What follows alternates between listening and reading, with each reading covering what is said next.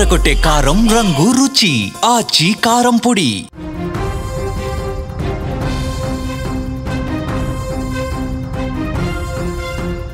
నవీన్ యాదవ్ కళ నెరవేరింది, పోరాటం ఫలించింది. మొదటిసారి ఎమ్మెల్యేగా ఎన్నికయ్యారు. ఎన్నికల బరిలో నిలిచిన ప్రతిసారి ఓటమి పలకరించిన ఆ కుటుంబానికి ఫస్ట్ టైం జూబ్లీహిల్స్ ప్రజలు పట్టం కట్టారు. మొదటిసారి నవీన్ యాదవ్ గెలవటానికి ఎన్నో కారణాలున్నాయి. వాటిలో ప్రధానమైంది ఏంటో తెలుసుకుందాం. నవీన్ గెలుపుకు కారణమైనటువంటి విషయాల గురించి ఈ వీడియోలో చాలా స్పష్టంగా మీకు వివరించే ప్రయత్నం చేస్తాం. ఈ ఉప ఎన్నిక నాటికి కాంగ్రెస్ పార్టీ అధికారంలో ఉంది, అందరికీ తెలుసు.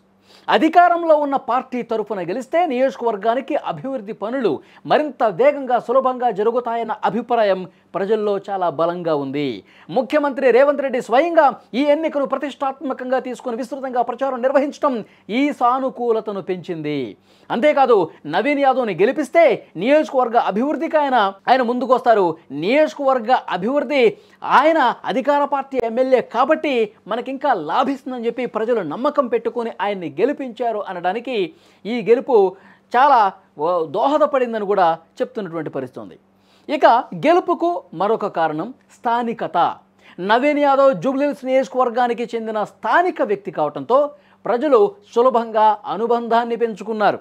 గతంలో 2 సార్లు ఓడిపోయిన నియోజకవర్గంలో సామాజిక సేవ చేయటం, నిత్యం ప్రజల్లో ఉండటం, ఇలాంటి పనుల ద్వారా ప్రజల్లో ఎప్పటికప్పుడు ఆయన ప్రజలకు కనిపిస్తూ ప్రజలు ఏ సమస్య వచ్చినా ఆయనకి చెప్పుకుంటూ ఒక లోకల్ లీడర్ భావన ప్రతి ఒక్కరికి ఆయన కల్పించగలిగారు. ప్రజల సమస్యలను తెలిసిన వ్యక్తిగా ఆయన గుర్తింపు పొందారు. జూబ్లీహిల్స్ పరిధిలోని బస్తీలు, మురికివాడలు, పేద మధ్యతరగతి కాలనీస్లో నివసించే బీసీ ప్రజల నుంచి బలమైన మద్దతు లభించటం, ఈ వర్గాల ప్రజలు తమలో ఒకరికి రాజకీయ ప్రాధాన్యత లభించిందని భావించి ఆయనకు పెద్ద ఎత్తున ఓటేశారు. గత 2 ఎన్నికల్లో ఓడిపోయిన నవీన్ యాదవ్ పట్ల కొంతమంది ఓటర్స్లో సానుభూతి కూడా పనిచేసిందని విశ్లేషకులు చెబుతున్నటువంటి మాట. ఇక మైనారిటీ ఓటు బ్యాంకు విజయానికి కారణాల్లో ప్రధానమైందిగా చెప్పాలి. జూబ్లీహిల్స్లో భారీగా ముస్లిం ఓటర్స్ ఉన్నారు. 1,20,000 మంది ముస్లిం ఓటర్స్ ఉన్నారు. వాళ్ళంతా కూడా కాంగ్రెస్ వైపు నిలిచారు అనటానికి ఈ విజయం సాక్ష్యంగా నిలిచింది. బహిరంగంగా కాంగ్రెస్కు మజ్లిస్ కూడా మద్దతు పలకటం, మాజీ క్రికెటర్ కాంగ్రెస్ నాయకుడు మహమ్మద్ అజారుద్దీన్కు క్యాబినెట్లో అవకాశం కల్పించడం మైనారిటీ వర్గాల్లో పార్టీ పట్ల ఒక నమ్మకాన్ని పెంచింది అనడంలో డౌట్ లేదు. బహిరంగంగా కాంగ్రెస్ అభ్యర్థి నవీన్ యాదవ్కు మద్దతు ఇవ్వటం కీలకమైనటువంటి మైనారిటీ ఓట్లను ఏకం చేయడానికి దోహదపడింది. నవీన్ యాదవ్ నామినేషన్ రోజే అసదుద్దీన్ ఓవైసీ నవీన్ని కలిసి సపోర్ట్ చేయటం అనేది ఈ ఉప ఎన్నికకు సంబంధించి ముఖ్యంగా కాంగ్రెస్ పార్టీకి ఒక టర్నింగ్ పాయింట్గా చెప్తా ఉన్నారు. ఇక నవీన్ యాదవ్ బీసీ సామాజిక వర్గానికి చెందినవాడు కావటం గెలుపుకు ఇంకొక బలమైనటువంటి కారణం. ఎన్నికల ప్రచారంలో నవీన్ యాదవ్ కాంగ్రెస్ పార్టీ నాయకులు తరచుగా ఆయన్ను బీసీ బిడ్డగా ప్రచారం చేశారు. అధికారం కేవలం ఉన్నత వర్గాలకే పరిమితం కావాలా, బీసీ వర్గానికి అవకాశం ఇవ్వరా, బీసీ వ్యక్తి అసెంబ్లీలోకి ఎంటర్ కావడానికి అవకాశం కల్పించాలని ఓటర్లను అభ్యర్థించారు. ఇది చాలా బాగా పనిచేసినటువంటి విషయం.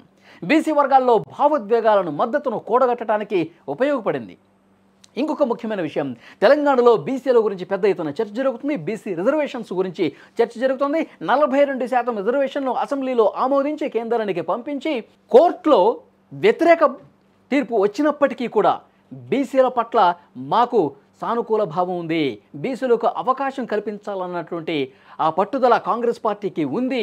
అందులో భాగంగానే ఒక బీసీ అభ్యర్థికి జూబ్లీహిల్స్ నియోజకవర్గంలో అవకాశం ఇచ్చామని చెప్పి చాలా బాగా ప్రొజెక్ట్ చేసుకోగలిగారు. నియోజకవర్గంలో బీసీ వర్గాల ఓటర్లు యాదవ్, ముదిరాజు వంటి వర్గాలు గణనీయమైనటువంటి సంఖ్యలో ఉన్నాయి. బీసీ అభ్యర్థిగా నవీన్ యాదవ్ ఆ వర్గాల ఓట్లను ఏకం చేయటంలో సఫలీకృతమయ్యారు అనటంలో ఏమాత్రం సందేహం లేదు. ఇక బలమైన ఎన్నికల నిర్వహణ కూడా కాంగ్రెస్ విజయం సాధించడంలో కీలక పాత్ర పోషించింది. ముఖ్యమంత్రి రేవంత్ రెడ్డి ఎన్నికను ప్రభుత్వంపై రెఫరెండంగా అభివర్ణించారు. ఆయనే కాదు, ఆయన ప్రత్యర్థి అయినటువంటి కేటీఆర్ కూడా ప్రతి సందర్భంలో, ప్రతి ప్రసంగంలో ఇది ప్రభుత్వానికి రెఫరెండం, ప్రజల్లో ఈ ప్రభుత్వం పట్ల సానుకూలత లేదు, ప్రజల్లో వ్యతిరేకత ఉంది, ఈ 2 సంవత్సరాల పాలనకి ఇది రెఫరెండం, ప్రజలు కాంగ్రెస్ పార్టీని వ్యతిరేకిస్తున్నారు, కావాలంటే చూడండి అని చెప్పి కేటీఆర్ చెప్పారు.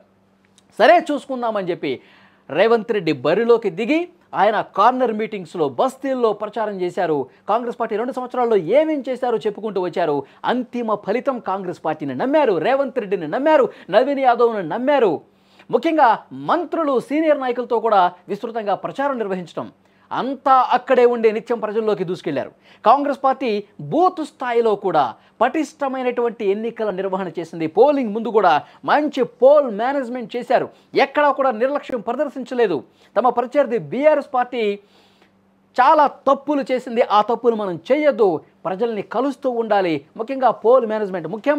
మనకు అనుకూలమైనటువంటి ఓట్లను పోలింగ్ బూత్ వరకు తీసుకుని వస్తేనే మనం విజయం సాధిస్తామని చెప్పి ప్రతి మినిట్ పోలింగ్ రోజు కూడా రేవంత్ రెడ్డి గారు సమీక్ష చేశారు. ఇవన్నీ కూడా కలిసి వచ్చినటువంటి విషయాలు. సో రేవంత్ వ్యూహాలు, బీసీ అభ్యర్థి, మైనారిటీ ఓట్లు, కాంగ్రెస్ ప్రభుత్వం పట్ల సానుకూలత, ఇవన్నీ కలిసి వచ్చి గతంలో ఎప్పుడు లేనట్లుగా 25,000 ఓట్ల మెజారిటీ సాధించడానికి కారణమైంది. ఇంత గొప్ప విజయం రావడానికి కారణమైందని చెప్పి ఇప్పుడు అభిప్రాయం వ్యక్తమవుతోంది.